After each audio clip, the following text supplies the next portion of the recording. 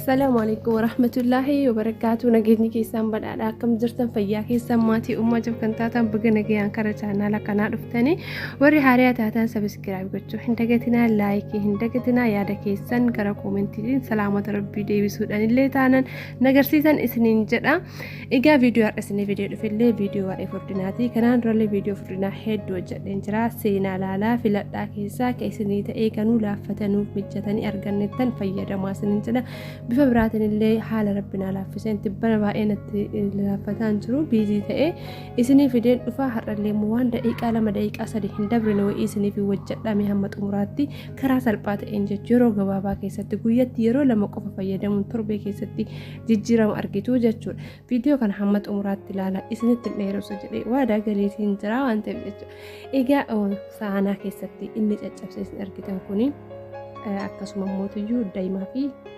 aannan jechuudha. Aannan hin beektan aannan mi'i kaamil dasam jechuudha yookaan full fat isa jedhamu jechuudha. Egaa isaanan kammoona tokkoffaa kammoona akkasuma mootiyyuu looz hamraa yookaan looz heluu jedhama. Kun immoo gargaa yookaan ayna jamaliidha. Jara sadiin ho'isee walirratti caccabsee bika kanatti qopheessitiin jira. Egaa buleewwan kiyyaa isaanan sadiin kan ho'isee wanti ho'isee akka sirrannaaf daakamuuf akka sirritti bututee naaf daakamuuf ho'isee yoo jiidhama isaa kana kan daaku taate innillee bifa zayitaa waan qabuuf naaf hin daakamu waan ta'eef jechuudha. Kan laaxaa keessa walitti qabata akkasini galuu isaanii irratti kun adda baaseetiin jira. Inni kun ayna jamaliin kana jechuudha yookaan gargaa jedhama. Biyyoota garii keessatti ayna jamal yookaan gargaa jedhama jechuudha. Kun immoo tuyyuu looz hamraa yookaan looz heluu jedhama. Kun immoo kammoona jechuudha. Namni kamuu kammoona beeytan jedhee hin yaadu kammoona. Egaa jara sadaan akkuma isin jedhu isee caccabsee asitti wal qixxeesseetiin jira jechuudha. Egaa as biratti haliiba kun immoo tuyyuu daa'ima jara sadiin kana amma dura kana daaka jechuudha.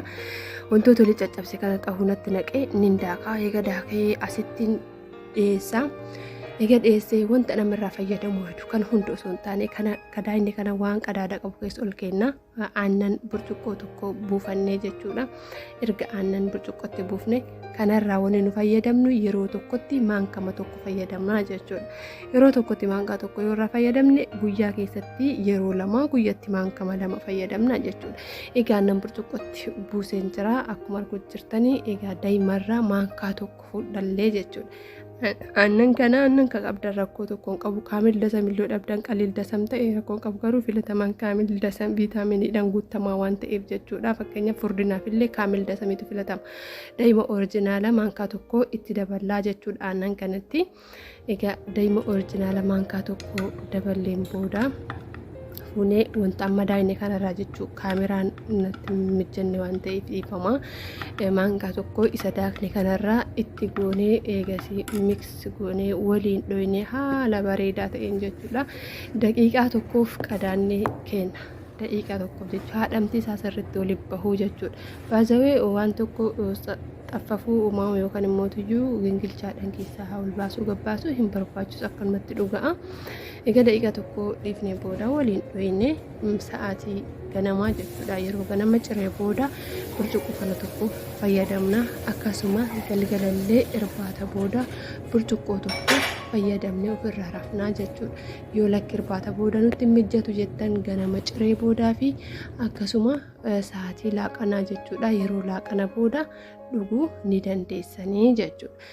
Dhugaa dubbatu viidiyoolee waa'ee furdinaa irratti hedduu baay'ee babbareedaa isin hojjedhee dabarfadheen jira. Chaanaalli koo haaraa waan ta'eef namoonni hedduun viidiyoo san argitanii irraa fayyadamutti hin jirtan. Haarawaa haa ta'u ani garuu silaa chaanaal haarawaa irratti waan babbareeda kana boodarra dalagama malee dursaniin dalagan ture. Ani immoo akkuma dhufeen chaanaalakii waan gaggaarii irratti dalagaatiin dhufe keessa deemaatiin irraa laalaa fayyadama. Viidiyoo furdinaa hedduu dalage keessa isin filadha. Ka dhuguma naa ta'a. Kanatu viidiyoo kanatu na ilaallata jettan irra deemaa filadhaa laalaa itti fayyadamaan isinin jedha obboleewwan kanko ammallee waan rabbiin alaafiseen isiniif fida inshaallah yeroo qorri deebi'e kan ammootiyyuu wantoota akkanaa kana hojjechuudhaaf laazima mana jiraachuun dirqama badhee keessa deddeemna waan ta'eef hojjechuudhaaf naaf hin mijatinii tutturuutti jira inshaallah haala mijeessee gaafa qorri ba'ellee mana keessatti baay'ina mana turama gaafa qorri gaafa oo'a biyya ormaa kana ni oo'a waan ta'eef eegasii inshaallah isiniif hojjedha waan babbareedaa kanaa olii isin hojjechuu danda'a kana ta'uuf immoo diqqaattu hamilee saba ofii hamilee nama ofii nama barbaachisaa jechuudha fakkeenyaaf osoo afaan amaariffaan afaan lamaan afaan sadii hojjedhe illee ni danda'a yeroo tokko garuu moo ani hin feene afaan amaariffaatiin hojjechuu hin feene afaanuma kiyyaan seeruma afaanuma kiyyaa kanaayyuu qulqulleessee haasa'ee afaan oromoo kana daangama isaa eegetu dubbachuun barbaada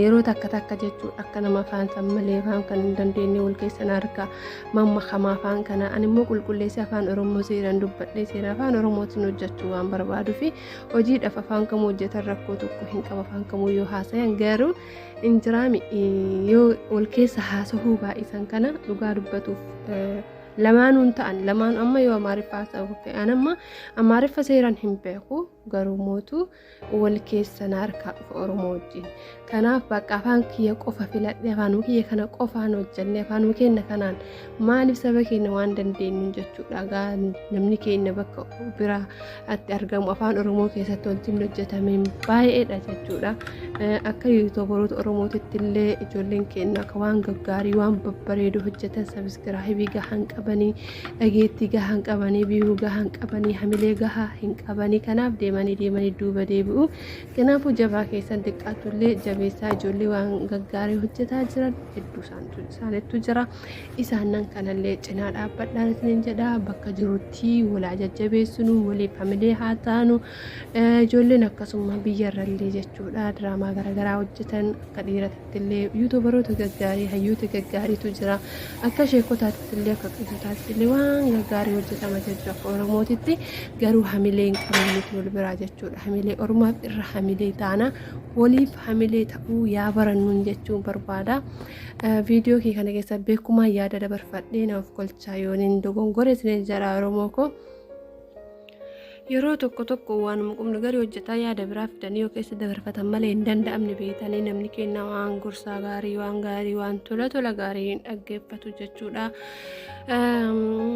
kanaafiyyuu qoosaa keessaa fi hojii qubna garaa keessa yoo akkasumatti gorsaa hojii daddabarsan malee namni keerii dhagahu yeroo ammaa takka walii galaatittu baay'ee jibbeera keessattuu namni kenna duruu hamilee olii ta'uudhaan hin beekamnu amma immoo daraan uyyuu immoo qalbiin keenya kalaasuma qalbuma nu gammachiisu bichaa suqu jira malee waan nu cinqa waan nu dararu baay'ee irraa dheessina keeriin takkaa fi gorsi babbareedaa yeroo hedduu waan nama dararu nama fakkaata malee osoo gaduuf qabanii dhaggeeffatanii sammuu namaa kan bilcheessuu fi kan sammuu namaa akka gaariitti akka yaadu jireenya namaa jijjiiru gorsoota keessa jira malee bakka keerii jira malee bakka hamaa bakka badaa kana keessa hin jiru kanumaafin jedhee naaf kolchaan jedharra deebiidhaanii viidiyoo biraatiin amma walitti deebinuu nagayaan naaf tura laayik gochuun dagatinaa koomentiidhaan yaada keessan kaayaa viidiyoo kana itti fayyadamaa salphaadha karaa salphaadha yeroo gabaabatti irraa